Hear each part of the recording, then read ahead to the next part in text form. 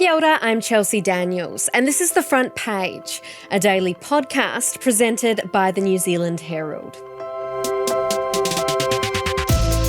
Insurers have begun their retreat as climate change bites. Back-to-back disasters in recent years have pushed insured loss into the billions and forced tough decisions about what can still be covered. Homeowners in flood and coast-exposed areas are starting to see higher premiums, exclusions, and even the risk of losing cover altogether. AA Insurance has gone the extra mile and stopped issuing new home insurance policies in several towns entirely. So who will pay when the extreme weather keeps coming? Households, insurers, or the government? Today on The Front Page, journalist and publisher of the Kākā, Hickey, is with us to explain how climate change is reshaping insurance and what it means for where and how we live. So, Bernard, I understand that there are some places in this country where you just can't get home insurance from some providers. So, for instance, AA Insurance has stopped issuing new home insurance policies in places like Westport due to flood risk and Woodend in North Canterbury due to seismic risk. What happens when all insurers abandon these places altogether? Yeah, then there's a massive problem for the people in that town and the town itself, because essentially it becomes uninsurable and unbankable. Now, the key thing to know here, of course, is that for most New Zealanders, the value of their home really is their financial futures. It's not just a place to live. They rely on it to potentially sell once they're empty nesters and downsize, and then use any spare equity to help them in their retirement, or maybe they buy an extra retirement property or two, often near where they live. So once a town is uninsurable, it's also unbankable. And when something is unbankable, that means it's pretty much worthless because you don't have the same competition to buy the house from people who are able to borrow money. And a good way to think about what your property's worth once it's unbankable is to imagine if it was an apartment in one of those so-called shoebox apartments where the banks had all pulled back from lending against them. And essentially, they're worth nothing. So this becomes a very existentially dangerous thing for the personal finances of people living in those towns, because their houses aren't worth nearly as much. And secondly, it becomes an issue for the town itself. No one will want to move there to take up a job. Businesses will see people leaving. And of course, once you see the circulation of cash in a town slow up because you're not seeing properties being sold, then it really just shrivels.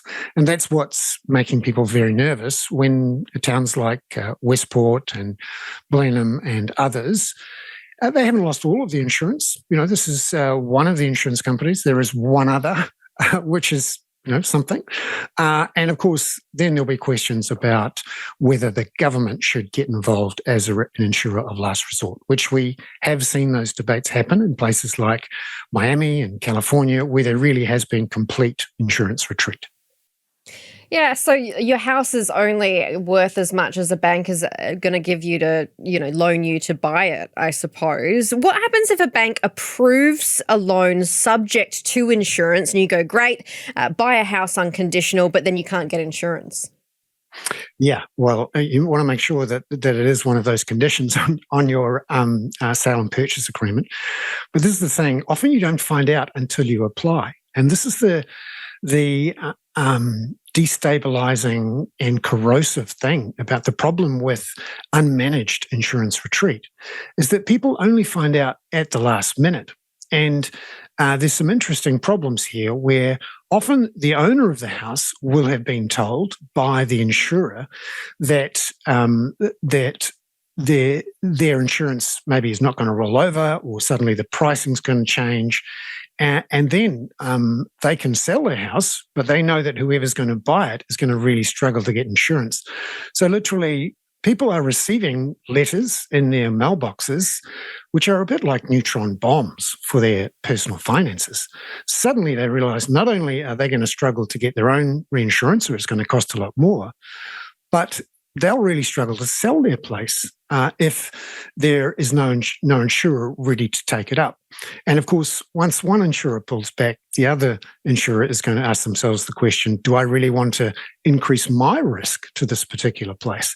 So this is the thing. It's a bit like the game of musical chairs. Once the music stops, you better be sure you've got your seat on a chair, otherwise you're going to miss out. And this is the problem for insurance retreat for entire towns. Now, often insurance retreats, if the insurers are doing their job properly, is not entire towns. It's pretty rare for something like Westport to happen. What we're talking about is particular gullies, particular places that are vulnerable to slips, particular parts of coastlines, next to cliffs, these sorts of things. It's unlikely to be a blanket, everyone's out. But before you buy a house, you want to be absolutely sure that you can handle, let's say, for example, 3 degrees of warming. It's clear now that we're going to have probably 2 degrees of warming within 20 years or so. And we know from the climate scientists that means even more extreme and more frequent weather events like the Gabrielle storms. And this is the issue here for people in New Zealand, because we are so reliant on our houses for our financial futures, even more so than in the likes of the US or even Australia. And it sounds like just all ethics go out the window when you're trying to sell your house, hey? Well, this is a really interesting question. There's that old joke of Sergeant Schultz from Hogan's Heroes, I know nothing, I see nothing. And there'll be a bunch of real estate agents and homeowners who really don't want to know. You get to the point where if you suspect that your house may not be insurable, do you sell first and ask questions later? Because then you can't be accused of knowing something and not telling it. And that's a really interesting problem for real estate agents to follow, and also the regulators of real estate agents, because disclosure becomes really important in this case. And certainly for anyone who's buying in an area that might be in some sort of remote question, you want to make sure, A, that you don't commit yourself until you know you've got insurance, and B, it's the question you ask the real estate agent. So is this house insurable? And when they look blankly over the horizon, you've got some other questions to ask.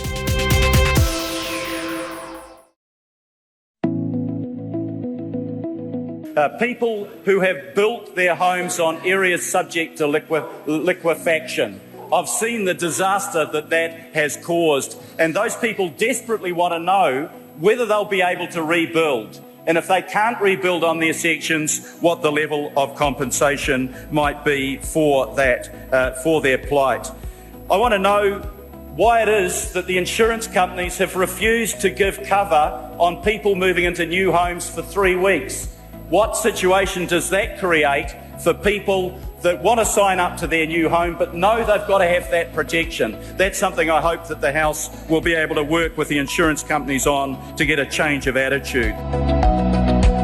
When these things happen, so you've got the Auckland anniversary floods, you've got Cyclone Gabrielle, and of course the big one is the Christchurch earthquakes in 2011. The huge bills were footed not only by insurers, not only by homeowners, but the government. And there's questions swirling every time one of these weather events happens, is that how much, when does the buck stop? You know what I mean? So if you have a house that is uninsurable and you can't get it insured and something happens, who should or does foot the bill? Well, that's the really hot question right now, because as you mentioned, in the Christchurch earthquake, the government did step in, essentially topped up the money that was missing from EQC. It bought out AMI insurance, essentially rescued that, and then underwrote and helped fund a big chunk of the rebuild of Christchurch. And the same again with Gabrielle. The government contributed to the buyouts in Piha and elsewhere in Auckland, and of course in the Hawke's Bay, and that cost billions and billions of dollars. Now, the current government is saying it's not going to step up, that it can't afford to back any more of these billions and billions of dollars worth of land buyouts. Now, that is something everyone should know. I'm sort of surprised it hasn't been front page news day in, day out. And you can bet your buyout that if there was another event like Gabrielle, that the first question that the politicians will be asked is, are you really, really sure you're not going to be funding buyouts this time? Because the pain is incredibly intense for a lot of people. And you only need to see some of those people who missed out on the buyouts, who are at the sort of fringes or in the boundary of being red zoned or in another area where they didn't get a buyout, to see how tragic it is. And it again forces people who are buying homes, who already own homes, to have a look at the flood maps, ask their insurer, ask all of the insurers, do all of the research so that they are sure that if there is an extreme weather event, and not just one like they saw it like Gabrielle, but ask themselves the question, what would the flood look like at 3 degrees Celsius? Because you're buying a home that you might be living in 40, 50 years' time. Now, 3 degrees Celsius warmer than pre-industrial times means extreme, extreme, extreme weather events. It means polar ice caps melting. It means sea level rises of meters and meters. But more importantly, the extreme, extreme weather events.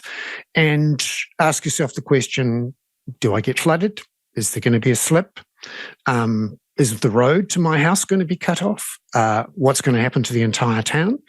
And then it's a matter of who gets the information first and what they do with it. So if you find out before everyone else that your house is in danger and you can somehow sell it and flick it before someone else, every man and woman and homeowner for themselves. That's what happens when the government steps back and says, well, I'm going to wash my hands of this situation. You ask, are you really, really sure? Because the political pressure will be intense in such an event like this. But B, if you're not sure that the politicians are going to step up, then it's everyone for themselves. It is the game of musical chairs where you really jump on the chair before someone else. And that's why these flood maps are so important, why the questions to insurers are so important, why the public statements from insurers and from banks are important, because it's not just the insurers that matter here.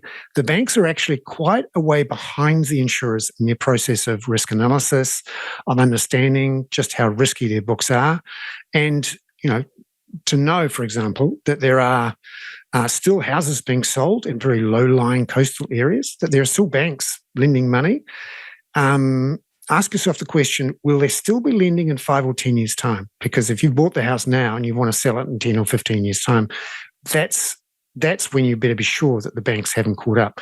My perception of how the insurance and banking system is connected to real estate in New Zealand is that the insurers are way ahead of the banks in a risk assessment, in building their flood maps and understanding exactly which houses are going to be in danger at 2 degrees, at 3 degrees, at 4 degrees.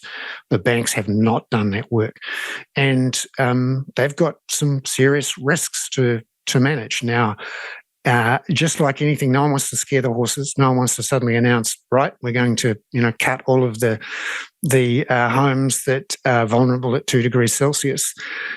These things tend to happen in dribs and drabs and behind the scenes. They are the neutron bombs in our real estate and personal finance environment. They are the letters you get. They are the shocks you get when you're talking on the phone to the person at the help desk saying, actually, no, I can't reinsure you, or no, I'm not going to give you that loan. And that's where people need to get in ahead of these neutron bombs and make sure that their home is not subject to this potential insurance retreat, and B, if they are, that they can get out and manage to flick it onto someone else. When you talk about the banks, though, is it a bit of a chicken and egg situation? Is it the banks loaning, or should they loan, or is it the councils consenting houses in flood-prone areas? Wow, that's a really interesting one for new homes. And of course, we've seen a whole bunch of, shockingly to me, a whole bunch of homes that have been consented after Gabrielle. Huge chunks of houses are in flood zones. And that for me is shocking. A, that the banks lent against it. B, that there were insurers who put money against it. And to C, of course, that the council decided to give the consents because, in a way, a bit like leaky buildings, there's a risk here for the council that they are stuck as the last man standing, so to speak, if there is any legal action. Then we have the let's say there is another major event and these brand new homes get wiped out. Who's going to be responsible? Do we have class action lawsuits against the councils, or is it building companies, or is it the banks, or is it the insurers? And that's why I was surprised that A, people went ahead with these things, and B, that the banks and the insurers and the councils hadn't put their hands up and said no. Now, everyone's under intense pressure to get houses built. Some of these plots of land next to rivers and beaches are lovely. Everyone loves a beach view or close to a lake or close to the river or whatever. But before you signed on the dotted line, go to the flood maps. I, for example, in the last couple of years I bought a home, and the first question I asked, in fact, even before I went to the open home, was, what does the flood map say at 3 degrees Celsius? And we only even decided to look at it after we'd seen that flood map and were confident that it was fresh and good. And after we'd called the bank and the insurer and said, what's the situation here? And in a way, you also can't trust the banks and insurers because they don't know who's going to be making that decision in 15 years' time. Everyone has to become an amateur geographer. Everyone has to look at the flood maps and make a call. Actually, that road is going to be flooded. That road could be wiped out. For example, as we've seen with these state highways on the East Coast, weeks and weeks out. And Gisborne's just had several weeks of much lower economic activity because of it. So if you're asking yourself the question, should I set up a business here? Should I buy a home here? You're not only asking about your particular property. Is it covered by the flood maps? What would happen at 3 degrees? What would happen if this river overflowed twice as badly as I've ever seen it before? But also, what happens to access to my town if that particular highway gets wiped out again? So these are the issues that New Zealanders should be asking themselves when they're thinking about property and their own financial futures, and we should be asking politicians and bankers and insurers about. Well, in terms of, I'm going to play devil's advocate here. In terms of new homeowners, people out there buying these places, are we getting angry at the snake oil salesman, or should we get angry at the people who are buying the snake oil from the salesman and not doing their research? Well, you don't really have anyone to blame except for yourself because a lot of this information is out there publicly. If it's not, well, then you don't go ahead with the purchase. Yes, everyone wants to sell you something. There are real estate agents, there are developers, there are even councils and mayors and councillors who want to sell you something, and it usually is something right now, and they get the cash and you get the asset, and there's no comeback often. Or if it is, it involves an awful lot of legal work or a lot of pain and grief. So you want to make sure you make the right decision, and ultimately the responsibility lies with the buyer. Buyer beware. And people hate that though, because they always want somebody else to blame. And that's in life as well, hey. But at the end of the day, if you buy into something and it's a really bad investment, if you put, $100,000 into Bitcoin when it was, on its way down, that's kind of on you. Exactly. And that's why I think it's worth raising these issues for everyone. Now, it's quite hard to do that, to be frank, because our entire society, our entire economy is a housing market with bits tacked on. And when you jump up and say, there's $200 to $400 billion worth of property in New Zealand that is in danger in a climate with 3 degrees of warming within most of our lifetimes, it's not a nice thing to hear. And also, it's quite nerve-wracking. And if you're your business or your political party or your company or whatever is dependent on sales continuing to go, because remember, New Zealand now doesn't really grow people's personal financial wealth through any sort of real production or exports or anything like that. Actually, it's just about whether the house value goes up. Then if the house value goes down, that's a problem for everyone, because we don't know how to do it any other way. We can't handle the truth of if house prices go down, what happens then? Particularly if it's our house that went down after someone pointed out that it's in danger in a 3 degrees warmer society. Of course, the other final problem is that somehow consumers, homeowners, home buyers, real estate agents are all letting politicians off the hook on the issue of climate change by believing somehow that addressing climate change is expensive, when we know that not addressing climate change is not only expensive, it's ruinous. So this is where these issues need to be dealt with.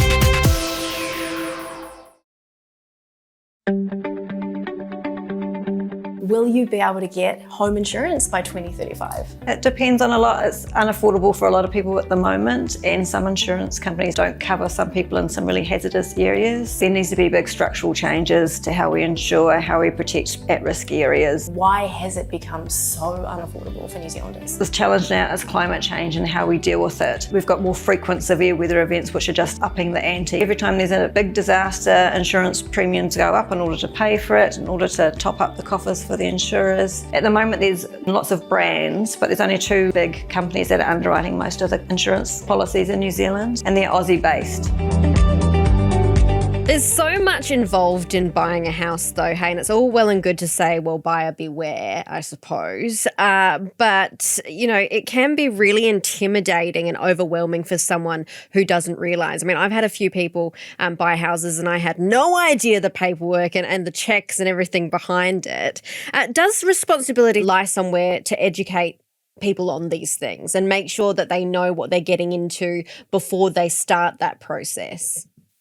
Yeah, that's why you're doing a great service here in talking about this and making it available publicly.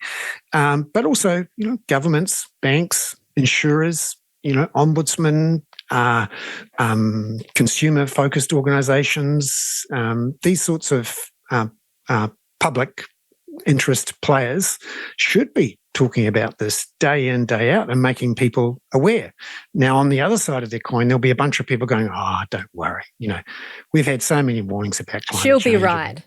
She'll be right. Well, tell that to the people in Piha or the people in Tairāwhiti or, the people who even now are still battling to get their money back from the house they've had to rebuild, and the insurer is still not talking to them, or the government saying we're not going to bail you out next time. It is absolutely essential to be on top of these things. If you're going to make a massive financial decision based on she'll be right, well, she won't be right. And if you're making that decision without having done the work, then it's on you. And trying to recover these things after the fact is much more dangerous and painful and awful than you can imagine.